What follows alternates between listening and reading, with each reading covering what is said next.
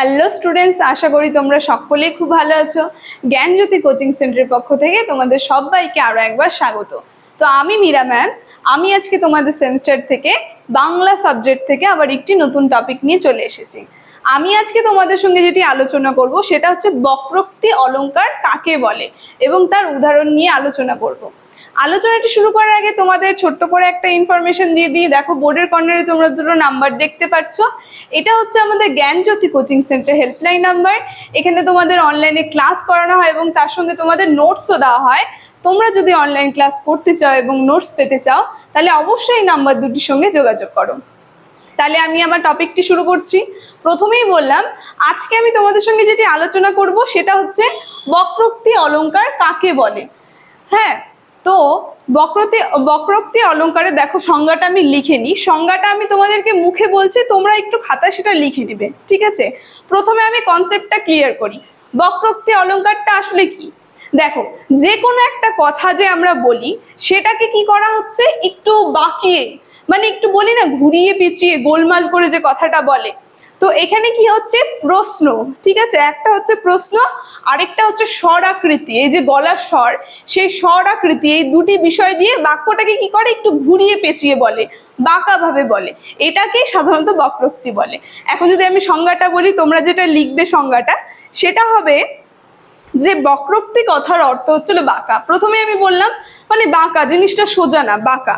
তো সোজাসুজি কোনো কথা না বলে প্রশ্ন বা স্বরাকৃতির দ্বারা বাঁকাভাবে বলার যে অলংকার সৃষ্টি হয়, আমরা যে বাঁকাভাবে বলি সেটাতে যে একটা নতুন অলংকার সৃষ্টি হচ্ছে, বক্তা তার বক্তব্যে কি কি কথা কিভাবে বলতে চান তা সঠিকভাবে জেনেও শ্রোতা অনেক সময় ইচ্ছে করে তাকে একটু বাঁকিয়ে বা ভিন্ন অর্থে গ্রহণ করলে তা বক্রোক্তি অলংকার হয়। ঠিক আছে, এটা ছিল বক্রোক্তির সংজ্ঞা। মানে যে কোনো একটা কথা বলবে সেটা সে জানে ভালো করে, কিন্তু কি করছে, প্রশ্ন বা স্বরাকৃতির মাধ্যমে সেটিকে ঘুরিয়ে দিচ্ছে বা একটু ঘুরিয়ে পেঁচিয়ে বলছে।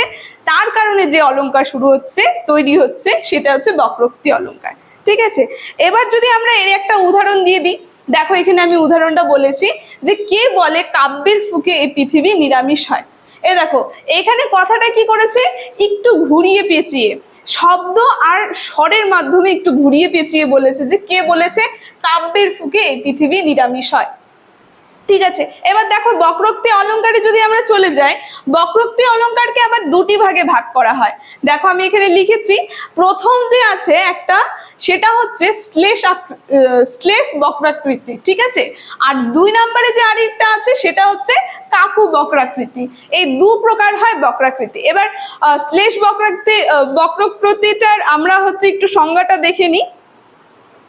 সংজ্ঞাটা তোমরা যেটা লিখবে যে একই শব্দে নানা অর্থ গ্রহণ করে উক্তি প্রস্তুতির মাধ্যমে যে বক্রকৃতি অলংকার হয় তাকে শ্লেষ বক্রকৃতি অলংকার বলে। এর উদাহরণ যদি বলি, দেখো উদাহরণটা আমি লিখেছি এখানে। উদাহরণটা দিয়ে তোমাদেরকে বুঝিয়ে দেব যে আপনার কপালে রাজদণ্ড আছে। এখানে আবার যিনি শ্রোতা, মানে যাকে বলছে, সে আবার উত্তর দিয়েছে, নিশ্চয়ই আইন অমান্য করে 2 মাস খেটেছি, এখন সশস্ত্র বিপ্লবে কত বছর খাটবো। মানে এখানে কিন্তু জিনিসটা দাঁড়াচ্ছে একটাই, মানে তাকে শাস্তি দেওয়া হবে। তো এখানে যে বক্তা যে বলছে সেও একই কথা বলছে, রাজদণ্ড মানে শাস্তি। আবার সেও যে বলছে যে নিশ্চয়ই আইন অমান্য করেছি, 6 মাস খেটেছি, এর বিচার তো হবেই, এটাও একটা শাস্তি। তো শব্দটা একটাই, কিন্তু দুটা অর্থভাবে দুভাবে ঘুরিয়ে পেঁচিয়ে প্রশ্ন করে বলছে। তো এইটাই ছিল শ্লেষ বক্রাকৃতির উদাহরণ। ঠিক আছে, এবার 2 নম্বরে আমরা যদি যাই, বক্রাকৃতি যেটা আছে সেটা হচ্ছে কাকু বক্রাকৃতি। দেখো, কাকু মানে কি, স্বরভঙ্গি। এই যে কাকু শব্দটা যে এখানে আছে, এই শব্দটির অর্থ হচ্ছে স্বরভঙ্গি। প্রথমেই বললাম একটা হচ্ছে প্রশ্ন, এই প্রশ্নটা চলে গেল শ্লেষ বক্রাকৃতিতে। ঠিক আছে, আর কাকুটা চলে আসলো স্বর, যে কণ্ঠস্বরের মাধ্যমে যে শব্দের মধ্যে অলংকার তৈরি হয় সেটা চলে যায় এই কাকু বক্রাকৃতিতে। ঠিক আছে, এবার এর উদাহরণটা যদি আমি বলি, দেখো উদাহরণে আমি লিখেছি, স্বাধীনতার হীনতায় কে বাঁচিতে চাইছে, কে বাঁচিতে চায়। এই যে স্বরের মাধ্যমে, মানে স্বাধীনতার যে একটা হীনতা, সেটার জন্য কেউ বাঁচতে চায় না। কি করছে স্বরের মাধ্যমে, দেখো দুবার ভঙ্গি করে একই কথা বলেছে যে স্বাধীনতার হীনতায় কে বাঁচিতে চাইছে আর কেই বা বাঁচতে চায়।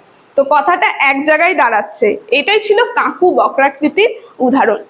ঠিক আছে, তাহলে বক্রকৃতি থেকে আমার আলোচনাটি, আজকে বক্রকৃতি অলংকার থেকে আমার আলোচনাটি এতটুকুনি ছিল। ভিডিওটির আলোচনাটি আমি এখানেই শেষ করছি।